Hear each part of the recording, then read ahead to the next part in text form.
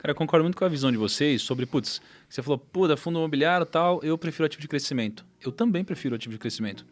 É que eu acho que existe um pouco do que eu estou fazendo e que é diferente da minha preferência, porque eu já estou alocado em ativo de crescimento. Né? E é onde está o meu maior capital. Sim, mais aliás, uma vez o grupo primo em questão. Exato. E até excluindo o grupo primo é onde está o meu maior capital também. Então, assim, o que eu acho interessante, o Perini falou uma coisa no começo do episódio aqui sobre olhar para os mercados onde você tem menos... como é o nome que você usou? São menos eficientes, né? Mercados menos eficientes. Então, assim, por isso que o que eu mais gosto são empresas de growth e mercados menos eficientes. Por quê? Você tem menos gente arbitrando. Cara, quando você olha para um Itaú, você tem um monte de analista grande fazendo valuation do negócio.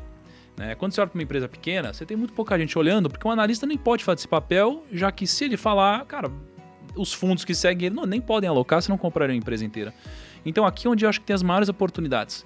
O problema não é um jogo para qualquer um, porque é um jogo onde você precisa saber o que está acontecendo. Você precisa ter experiência, porque senão você pode também pagar muito caro. Né?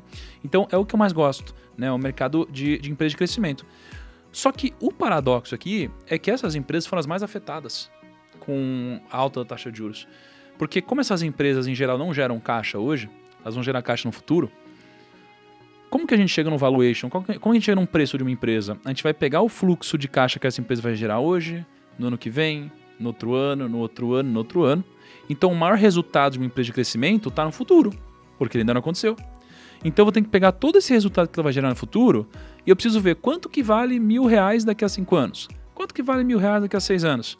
Quanto mais para frente, menos isso vale, porque a taxa de juros está alta. Então o custo do dinheiro está alto. Quando o custo do dinheiro está alto, é o que você falou, eu vou abrir menos padaria, eu vou investir menos, né? Em empreendedorismo. Então essas empresas foram as que mais sofreram. Tá? Então assim, é realmente o que eu mais gosto de fazer. E quando a gente olha para negócios, acho que a gente tem que ter uma lógica, né, de investimento, onde a gente tem que olhar para uma métrica. Né? O ROI é uma métrica muito interessante para quem tem negócio. Poxa, quanto de retorno você consegue trazer ao acionista, que geralmente é você quando você tem um próprio negócio? O retorno geralmente é lucro líquido sobre patrimônio líquido. Então, quantos % de retorno você consegue gerar no seu negócio e comparar isso com o quanto rende uma renda fixa. Né? E eu acho que essa conta as pessoas não fazem. E o caso da padaria, isso aqui me traz uma reflexão do porquê na minha tese eu gosto de negócios de alta margem. Cara, eu só invisto em negócio de alta margem.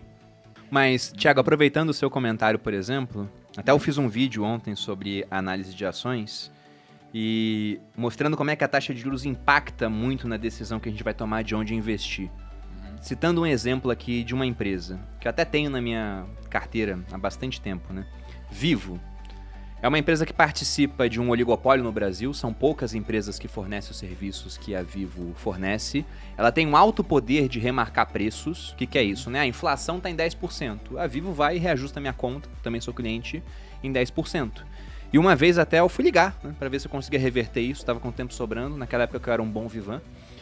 Aí liguei pra Vivo, fui lá, tecla 1, 2, 3, 4, daqui a pouco eu quero uma gravação, você está ligando porque sua conta aumentou. E é isso mesmo. Até logo. Foi basicamente isso.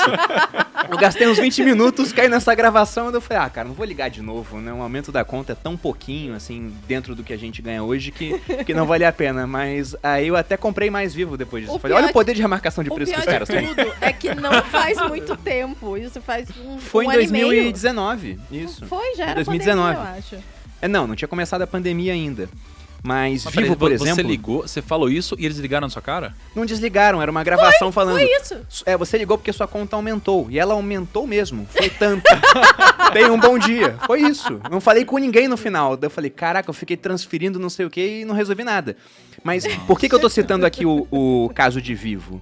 Vivo era mais atrativa antes dos juros estarem mais altos do que agora. Porque... se eu der o dinheiro na mão de Vivo, eu olho aqui, né? Ela tá negociando muito próximo do valor de patrimônio que ela tem. Muito próximo. E a rentabilidade que eles conseguem sobre o patrimônio, que é essa métrica que o Thiago falou, que é o ROI, é de 7%.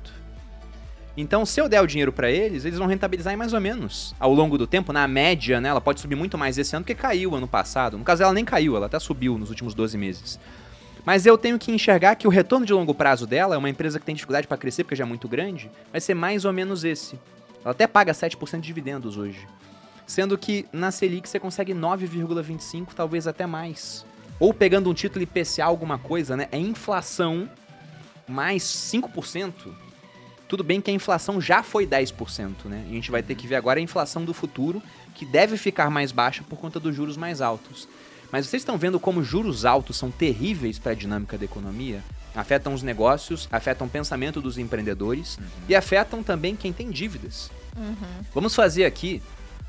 Não vou fazer um minuto de silêncio, é muito tempo, né? 5 segundos de silêncio em memória daqueles que financiaram um imóvel por uma taxa fixa mais IGPM, pô.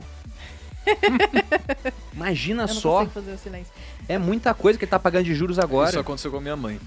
Nossa, Tadinha. cara. Teve um mês que subiu, ela falou 17% que ela tinha que pagar. Mas aí ela vendeu o apartamento dela pra quitar a dívida do outro, porque inevitavelmente de mês a mês você sofre um reajuste e aí você sempre vai tendo que aumentar a sua dívida com isso, né? E foi o motivo pelo qual a Bolsa de Valores ela, acabou se ajustando. Você pega o próprio Sim. cálculo do valuation, tem uma variável que é a taxa livre de risco, né? Então a taxa livre de risco é o fator de retorno que você poderia ter a risco quase zero, basicamente. A gente poderia usar, por exemplo, o Tesouro Selic como sendo a rentabilidade da taxa livre de risco. A partir do momento em que a taxa de juros sobe, então a taxa livre de risco aumenta também e o valuation de todas as empresas acaba caindo. Mas, além disso, tem muita empresa que, como o Thiago falou, é endividada, né? Então tem dívidas pós-fixadas e acabam, se ela tem que pagar juros mensalmente relacionados à sua dívida, a perdendo o valor de mercado, por quê? Se ela está tendo que gastar mais agora, então quer dizer que o resultado dela no final do ano vai diminuir. Se as empresas são negociadas com múltiplo do seu resultado, quer dizer que agora o resultado vai ser menor, esse múltiplo pode se manter o mesmo e ela vai ter que ser negociada abaixo também.